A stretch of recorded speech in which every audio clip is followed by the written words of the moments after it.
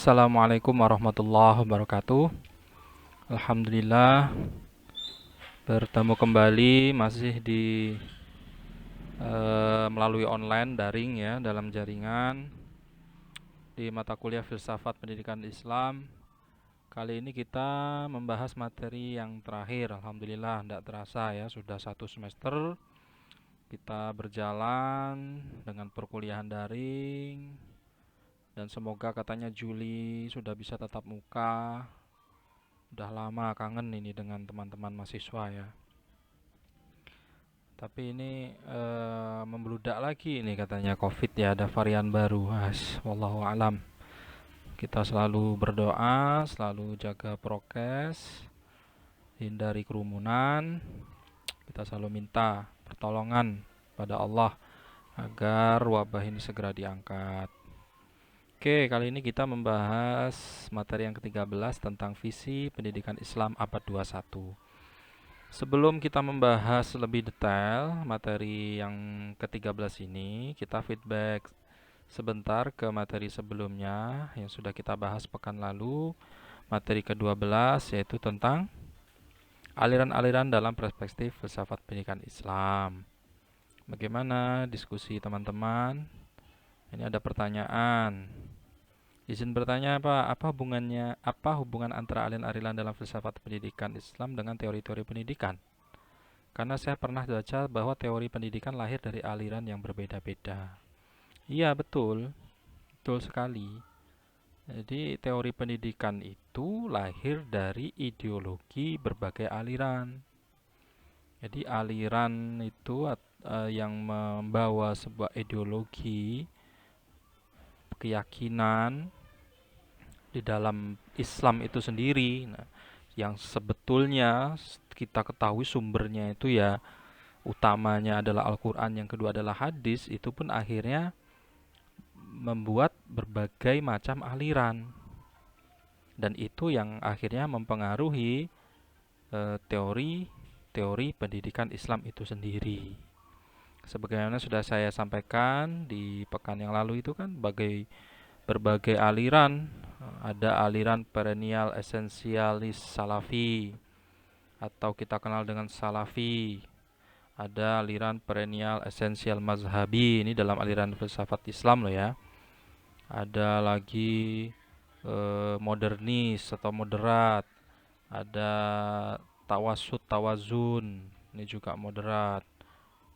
Kemudian rekonstruktif sosial, ada yang sosialis. Nah, ini secara umum banyak sekali sebenarnya. Itu di filsafat Islam itu ya khususnya. Ini kan kita filsafat pendidikan Islam. Nah, ini kita hanya bahas sebagian saja. Misalnya Salafi, kita ketahui bagaimana Salafi secara umum, kita ketahui ideologinya, ya kan? Menegakkan sunnah, betul-betul dengan sunnahnya. Cara berpakaian saja, jangankan teori pendidikan, ideologi pendidikan. Cara berpakaian saja sudah berbeda, ya kan? Nah, ya kurang lebih seperti kita yang di Indonesia ini yang paling besar. Misalnya saja ormas Islam ya, NU dan Muhammadiyah itu saja sudah beda dalam pengimplementasian dari Al-Quran dan hadis itu. Muhammadiyah tidak cenderung kepada salah satu imam mazhab yang empat yang masyhur, tidak. Bukan berarti menafikan keilmuan para imam mazhab tersebut sebagaimana ditegaskan oleh Ketua Umum Muhammadiyah, Prof. Siapa? Lupa. Itu juga NU yang cenderung kepada mazhab Imam Syafi'i. Jadi macam-macam ideologinya. Jadi amat sangat berpengaruh. Betul yang sampean baca itu, bahwa teori pendidikan lahir dari aliran yang berbeda-beda. Ya, karena teori pendidikan itu sendiri secara umum itu adalah integrasi dari berbagai aliran, pemikiran, ideologi yang cocok diterapkan di setiap negara. Para pakar pendidik, misalnya siapa pakar pendidikan, misalnya Ki Hajar Dewantara, atau yang sekarang siapa misalnya dalam Islam ada Azumadi Azra, ada siapa lagi? Amin Abdullah, siapa lagi? Mujamil Komar, Imam Suprayogo dan sebagainya lah yang konteks kekinian itu kan.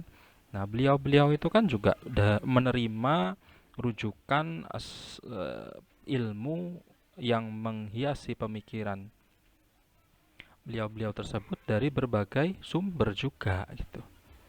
Nah, mana yang lebih mana yang lebih kuat yang mengilhami mereka?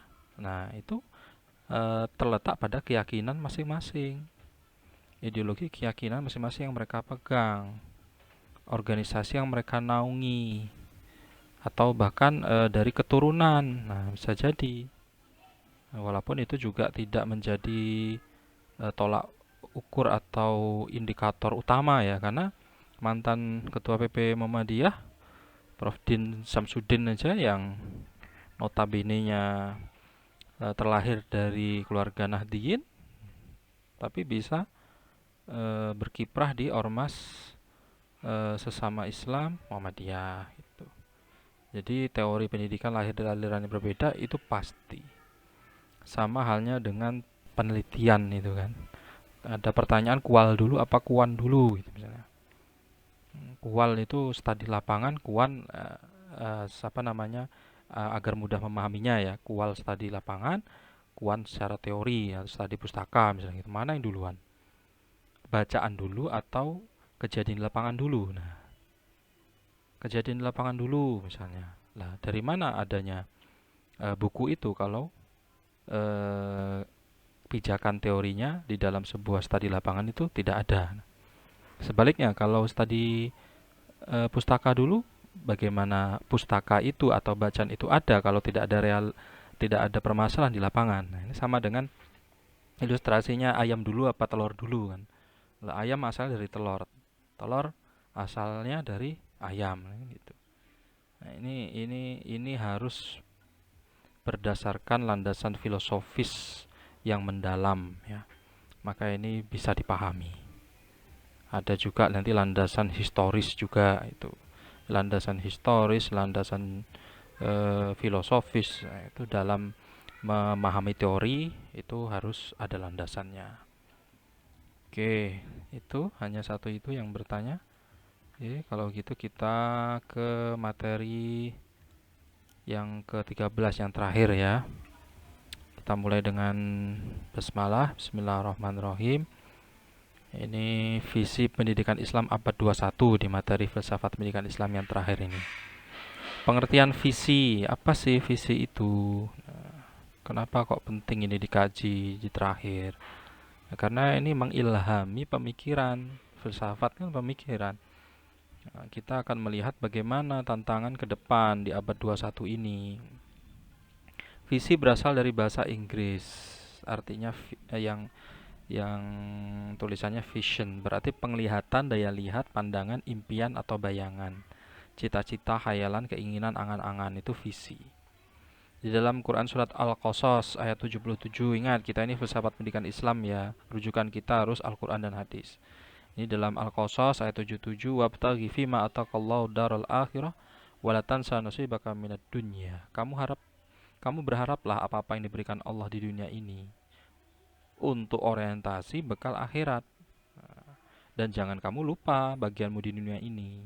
Boleh mikir akhirat, tapi juga jangan tinggalkan duniamu. Sebaliknya boleh mikir dunia, tapi orientasikan duniamu ini untuk akhiratmu, untuk akhirat kita kelak yang kekal di dalamnya. Ini kita harus melihat ke depan berarti kan. Vision kan ini, visi kan, cara pandang, daya lihat, impian, bayangan itu definisi dari visi. Kemudian visi pendidikan Islam abad 21 itu gimana, hubungannya apa? Jadi visi pendidikan Islam itu ya sesungguhnya melekat pada visi ajaran Islam itu sendiri. Bagaimanapun dari mulai diutusnya Rasul sampai sekarang ya tetap sama ya kan? Membangun sebuah kehidupan manusia yang patuh dan tunduk kepada Allah serta membawa rahmat bagi seluruh alam. Ya, jadi Rasulullah diutus untuk rahmat semesta alam. Kita ini manusia yang menjalankan roda kehidupan, menjalankan visi pendidikan Islam, itu orientasi lagi-lagi untuk hanya menghamba beribadah kepada Allah. Itu visi utama dan yang paling tinggi. Nah, ya kan, yang dalilnya sudah kondang itu dalam firman-Nya, wa ma khalaqtul jinna wal insa illa liya'budun itu. Kemudian juga di Quran surat Al-Ankabut ayat 16 yang artinya, dan ingatlah Ibrahim ketika ia berkata pada kaumnya, sembahlah olehmu Allah dan bertakwalah kepadanya, yang demikian itu adalah lebih baik bagimu jika kamu mengetahui. Jadi endingnya kita kan ya hanya menyembah kepada Allah, tidak menyembah kepada materi, jabatan, keduniawian, apalagi ya. Terus menyembah dan bertakwa kepada Allah yang menciptakan kita ini. Tuh. Jadi dengan demikian visi pendidikan Islam itu juga sejalan dengan visi ajaran Islam itu sendiri. Ya, apa ya, terwujudnya kasih sayang pada semua makhluk, kemudian apalagi saling tolong menolong, menata kehidupan ini agar harmoni, aman, damai, sejahtera lahir dan batin, tidak saling menghujat, tidak saling mengklaim paling benar, mengkafirkan sesama muslim. Nah, ini visi pendidikan Islam abad 21 seharusnya seperti itu. Ayo saling bergandengan tangan, bahkan antar sesama negara muslim sekalipun bersatu, agar kita ini jangan mau dipecah belah oleh negara-negara yang katanya dikdaya, menguasai ekonomi dunia dan sebagainya itu. Itu jangan, dan jangan diperalat, jangan mau diperalat juga gitu dengan misalnya berhutang sekian, kita diatur, ekonomi kita diatur dan seterusnya itu. Kemudian visi pendidikan Islam abad 21 menurut UNESCO apa sih? Nah, ada, jadi UNESCO sendiri secara apa ya, Perserikatan Bangsa-Bangsa, organisasi seluruh negara itu juga ya, organisasi dunia itu juga sebenarnya orientasinya juga bagus gitu. Sama politik gitu kan, partai itu juga orientasinya kan juga bagus sebenarnya kan. Membentuk suatu partai, kelompok dengan ideologi mempertahankan ideologi negara, membangun negara dengan alat bil jamaah, organisasi yang disebut dengan partai. Sebenarnya bagus, cuman tidak bagus itu kan mulai dari zaman Soekarno presiden pertama berdirinya negara Indonesia pun juga bagus sebenarnya kan.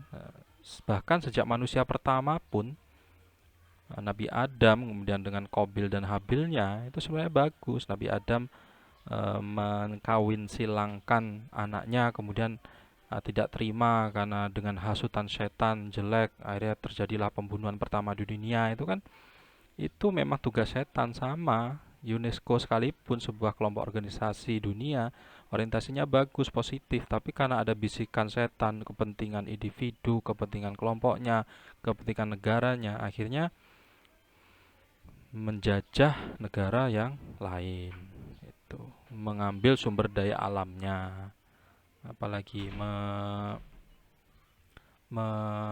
merusak SDM-nya agar manut sama kebijakan atau keputusan yang diambil oleh negara yang katanya dikdaya itu. Nah, jadi kita harus melihat visi pendidikan Islam ke depan itu ya harusnya seperti itu. Para pemimpin-pemimpin mulai dari yang kecil-kecil sajalah dulu, pemimpin keluarga gitu, antar sepupu, antar apa namanya, antar ipar itu harus bersatu, jangan mau dipecah belah dengan banyak sekarang kan, eh, dengan dalih waris itu justru memecah belah keluarga. Nauzubillah. Oke, ada visi pendidikan abad 21 menurut UNESCO itu 4 pilar. Yang pertama, learning to think atau learning to know, belajar bagaimana berpikir atau belajar mengetahui. Nah, ini di Quran surat Ali Imran ayat 65 ini kan, ya ahlal kitab lima tuhajjuna fi Ibrahim wa ma unzilatit Taurat wal Injil illa min ba'dih afala ta'qilun. Wahai ahli kitab, mengapa kamu membantah tentang hal Ibrahim? Padahal Taurat dan Injil tidak diturunkan melainkan sesudah Ibrahim. Apa kamu tidak berpikir? Nah, Seperti kita ini bantah membantah tentang kebaikan, tentang Al-Quran. Padahal Al-Quran itu sudah jelas, tidak bisa dirubah, tidak bisa diselewengkan untuk atas dasar kepentingan kelompok, kepentingan individu. Tidak bisa. Apalagi Al-Quran ini adalah mukjizat, kitab terakhir, pedoman umat manusia, khususnya umat Islam, utusan yang terakhir Nabi kita Muhammad SAW yang terakhir diutus, itu sudah benar-benar dijaga. Makanya bisa dihafalkan ya. Injil, Taurat tak ada yang bisa menghafalkan karena Al-Quran ini fitrah ya. Bisa dihafal. Langsung Allah itu yang menjaminnya. Para para para tahfidz, para hafiz-hafizoh itu kan bisa ada. Kemudian apakah ini kita tidak bisa dijadikan pengingat? Afala tatadzakkarun? Apakah kita masih juga tidak berpikir bahwasanya dunia ini sementara? Orientasinya itu harus dirubah, dunia ini untuk mencari bekal akhirat. Nah, dengan selalu mawas diri, dengan selalu berbuat baik, dengan selalu terus meningkatkan keimanan, meningkatkan ilmu. Afala ta'qilun? Kata Al-Quran kan sebanyak itu. La'allakum tatafakkarun, agar kamu berpikir. Ya, ini ayat-ayat kauniyah ya kan. Tuh. Itu visi pendidikan Islam. Kemudian learning to do, belajar hidup atau belajar bagaimana berbuat atau bekerja.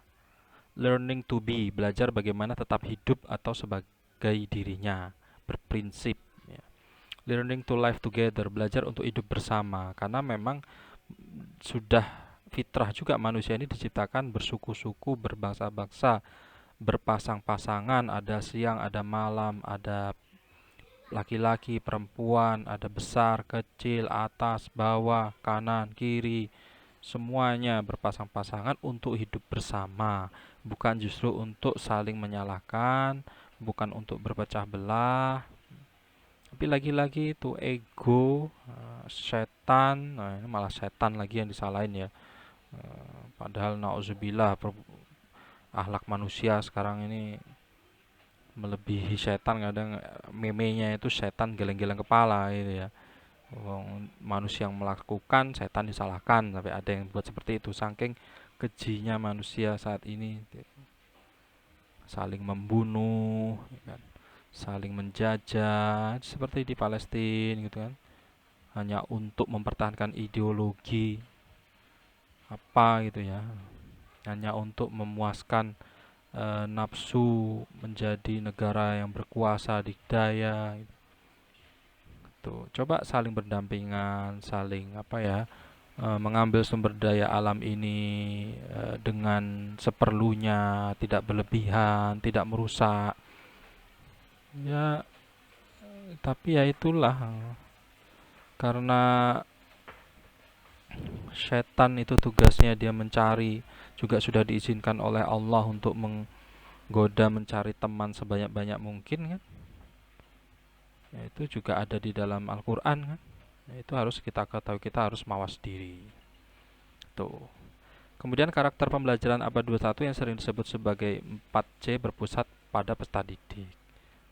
Ini di abad sekarang ini, terbaru ini ya, dalam hal filsafat pendidikannya ini ya harus 4C ini berpusat pada peserta didik. Communication, komunikasi, segala sesuatunya itu dikomunikasikan. Kalau di Al-Quran itu ada di Quran surat Asy-Syura, dimusyawarahkan. Collaboration, kerjasama, karena kita ini butuh dengan manusia yang lain, butuh dengan kelompok yang lain, tidak bisa berdiri sendiri, tidak bisa ingin berkuasa sendiri, butuh menteri, butuh negara yang saling barter sumber daya, apalagi butuh saling tolong menolong, bahu membahu. Tuh. Kemudian critical thinking and problem solving, berpikir kritis dan memecahkan masalah, harus berpikir kritis yang dilandasi dengan landasan filosofis, landasan historis, sejarah, jas merah, jangan lupakan sejarah, landasan yuridis, ada hukumnya, baik hukum secara Islam, hukum undang-undang, landasan sosiologi sesuai dengan sosial budaya di tempat di mana bumi dipijak, di situ langit dijunjung. Tidak bisa semena-mena, tidak bisa semuanya sendiri. Ambil yang baik, tinggalkan yang tidak baik. Ambil yang baik, jadikan lebih baik. Yang terakhir, creativity and innovation, daya cipta dan inovasi. Zaman sekarang ini sudah daya cipta, bukan lagi mengikuti, tapi sudah harus menciptakan, harus terus berinovasi. Nah, kalau kita ini yang PAI ini ilmu sosial, bagaimana berinovasinya Ustaz? Inovasi dengan pemikiran. Bagaimana mengaktualisasikan pemikiran itu ya dengan bil kolam, dengan pena, dengan ikro, dengan membaca, dengan menuangkan ide dalam sebuah tulisan, dalam sebuah pemikiran.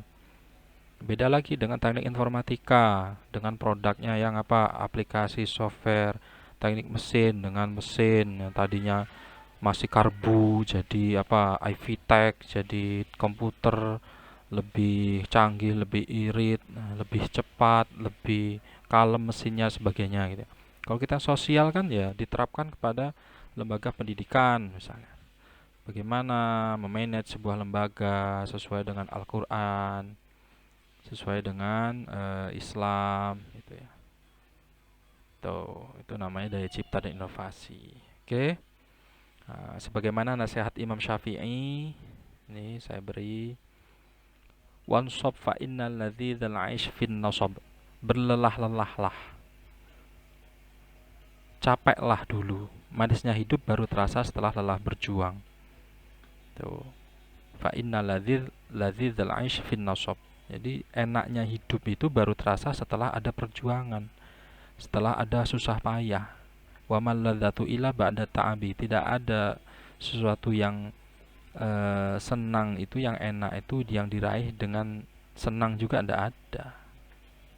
Ya, bersusah-susah dahulu, bersenang-senang kemudian gitu. Berakit dahulu, berenang ke tepian gitu. Itu peribahasanya kan. Kemudian ini roa itu wukuf falma yufsiduhu. Aku melihat air menjadi keruh karena diam tertahan. Jadi manusia itu yang diam saja, tidak berbuat apa-apa, berada di zona nyaman. Nah, itu dia karena diamnya itu terlihat keruh. Coba lihat di sungai itu kan. Kalau tenang itu kan malah keruh kan. Tapi coba lihat yang mengalir itu kan. Yang mengalir itu kan jernih terus ya, bersih, sehat, jernih, bergerak terus berarti dia. Inna sahata bahwa ilam yajri lam yatib. Jika mengalir menjadi jernih air itu. Jika tidak akan keruh, menggenang. Jadi air yang tidak mengalir itu tenang itu justru dia menjadi keruh gitu ya. Kemudian juga singa itu jika tidak meninggalkan sarang itu ya tidak dapat mangsa. Tidak mungkin singa di dalam sarangnya mangsanya datang gitu ya. Itu beda dengan nyamuk. Nyamuk kan ya, walaupun dia nempel di dinding, merayap di dinding, tapi rezekinya datang nyamuk. Datang seekor nyamuk, lalu tangkap gitu. Tapi kan cicak juga tidak kemudian tidur di dalam sarangnya saja kan. Tidak, ya dia tetap berusaha ikhtiar dengan mencari makannya melalui nyamuk itu. Tuh. Anak panah pun jika tak ditinggalkan busur ya tidak akan kena sasaran. Kalau memanah itu kan, kalau anak panah dipegang aja, mau membidik tengah-tengah misalnya kita, atau mau membidik kijang atau apa misalnya rusa di hutan berburu misalnya kan. Kalau tidak dilepas-lepas anak panahnya kan ya tidak bakal dapat buruannya kan.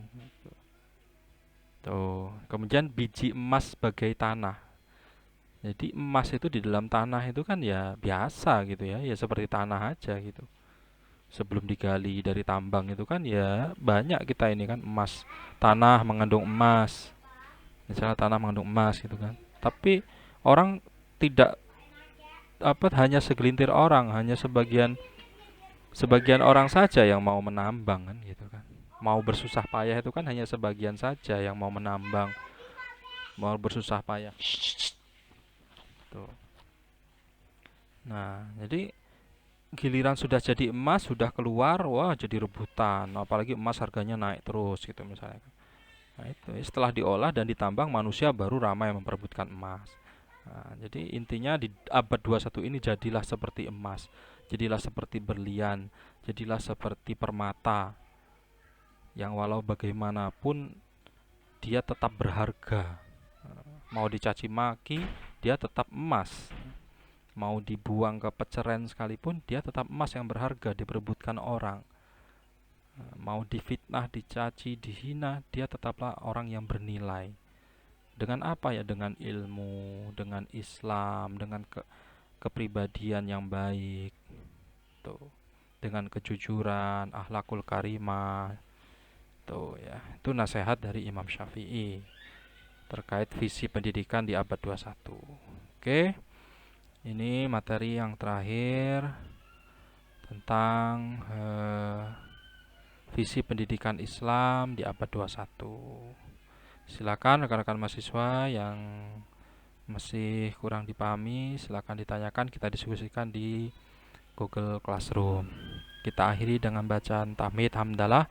Alhamdulillahirabbil alamin. Wallahu a'lam bishawab. Saya akhiri, wassalamualaikum warahmatullahi wabarakatuh.